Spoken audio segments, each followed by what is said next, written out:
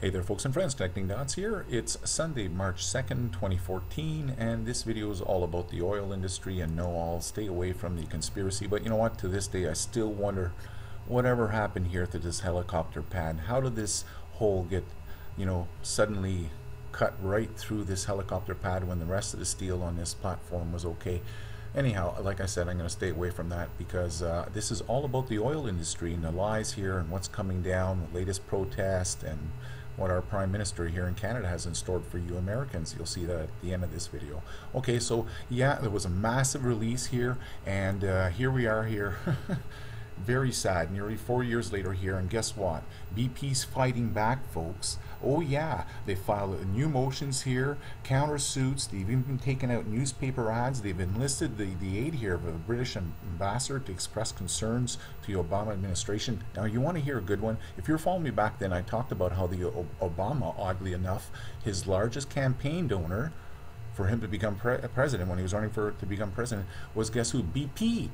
They gave him, what was it, 850,000 or 650,000, regardless. I think it was 850,000, followed by private bank JP Morgan. It was the second largest campaign donor. But regardless here, it raises the question, is this just a play on us? I believe so here, because here we go. There's, it's the same old.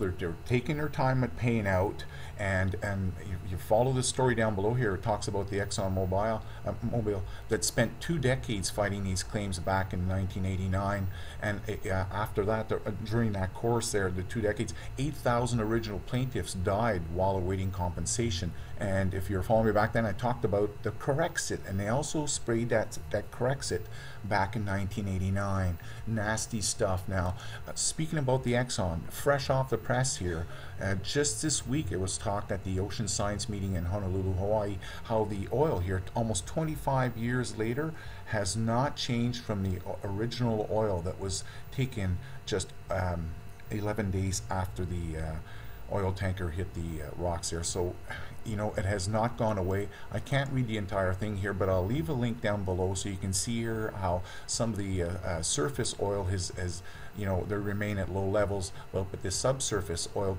continues relatively unchanged here for these 6 sites. It even talks about how the moose persists on the rocky shores. It's so sad. I can't believe it, And here we are here, the oil companies here, and this is the only good story I could find on this Exxon Valdez, was that the seal population here, the sea otters, they had suffered a massive die-off, and while they're apparently back to the normal numbers, but like I said, the oil persists, so you're still going to have a lingering problem. Now here, fresh off the press here in Washington, D.C. today, we have students here and professors that were down there protesting. I got a little bit of footage here for you folks. Protesting the Keystone XL pipeline. Hey, hey, ho, ho, fossil fuels have got to go, hey, hey, ho, ho. Ho, ho, so sad they believe it's fossil fuels and not amniotic oil. Anyhow, regardless, that's not the point of this video. Now, if you haven't heard of the Keystone pipeline, well, they came up with this different route back in 2011 because they're concerned about what? Yeah, that's the State Department was considering a new plan here, away from environmentally sensitive areas of Nebraska. Are these people for real? Nebraska? This pipeline here was leaving Alberta here, crosses 3 of our provinces, and even the new area still was on 2 provinces and goes across a bunch of states, and they're worried about Nebraska? Get real.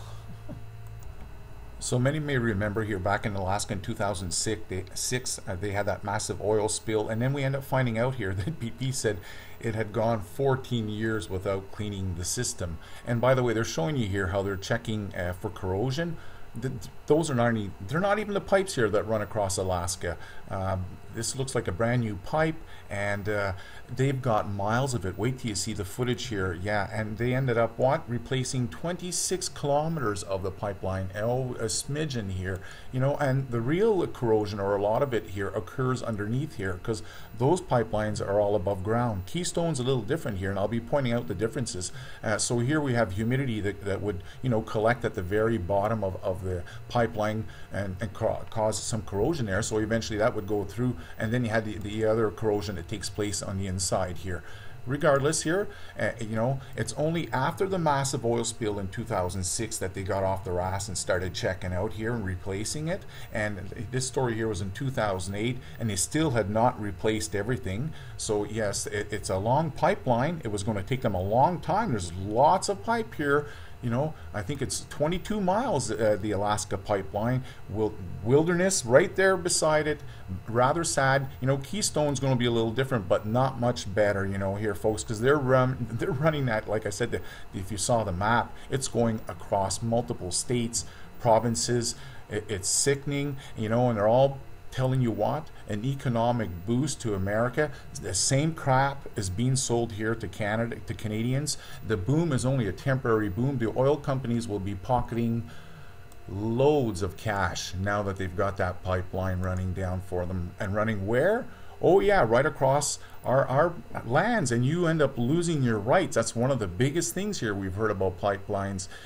People that own property near them, they lose their rights. Farmers, this is going to be underneath farmland. Can you imagine that? All these different wells here. Look at all these different lengths of pipes that have to be welded, and we're going to be rest assured that these oil companies are doing a good job, and this piece of pipe is not going to rust. Oh no, don't worry about your future generations here, and your corn crops, and your kids down the line are going to be eating this stuff. These people are sad, and they're going to do the same thing here all across here, the wilderness. Going to stick it below the ground, under streams, over streams. It's sick, it's sad. I can't believe it's being pushed here, and they seem to forget their history. This is on the Kalamazoo pipeline rupture. I put a story back then when this took place. What happens if it ruptures here at all these different places in the middle of the wilderness? It could leak for months before anyone would know. These people are sick here, and this is just Canada here, this Northern Gateway pipeline, which is the big issue here. You have it on the TV and the radio propagating the BS that everything's fine. If you folks only knew the wilderness here, it's wild, lots of vegetation, just like what you saw out here. Same stuff all over BC and Alberta, mountain chain after mountain chain here, and they plan on telling you it's all fine.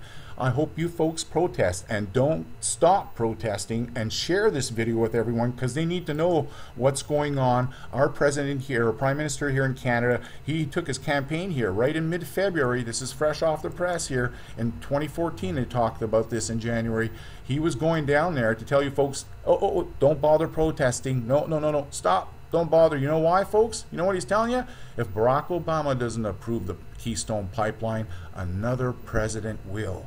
Why? Because they're all in the pockets of these corporations. That's why I talked about in 2010 with the Gulf oil spill, how Barack Obama himself, his largest campaign donor was BP oil. So he's right.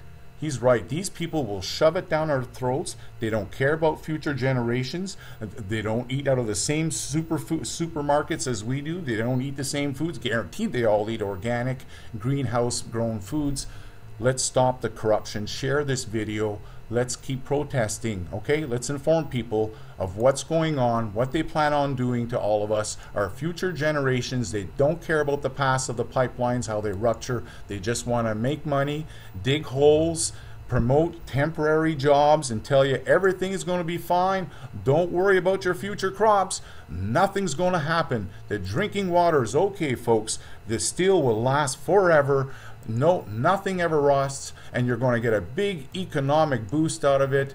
Yes, believe the BS, and don't worry about your future generations, because you know what? As soon as there's some type of terrorist attack, we'll totally just ban the whole area. You guys won't be able to go out in the outdoors. Isn't that the future plan of the New World Order anyways? Oh, what a coinky-dink. You think? They have this all planned, okay? It's sad. We're going to be locked off our own wilderness areas as soon as they propagate their own false flag attack on multiple pipelines. Don't buy the BS. Get out there now and protest. Take a proactive approach. That's the way I feel about it. And if you can't get out there and protest, then put this on your web space, your blog, your Facebook, your email. Tell your friends. Corruption's got to end, because the Prime Minister is telling you, don't worry about it, because if he doesn't, another one will. Sad. Take care, folks. That's it.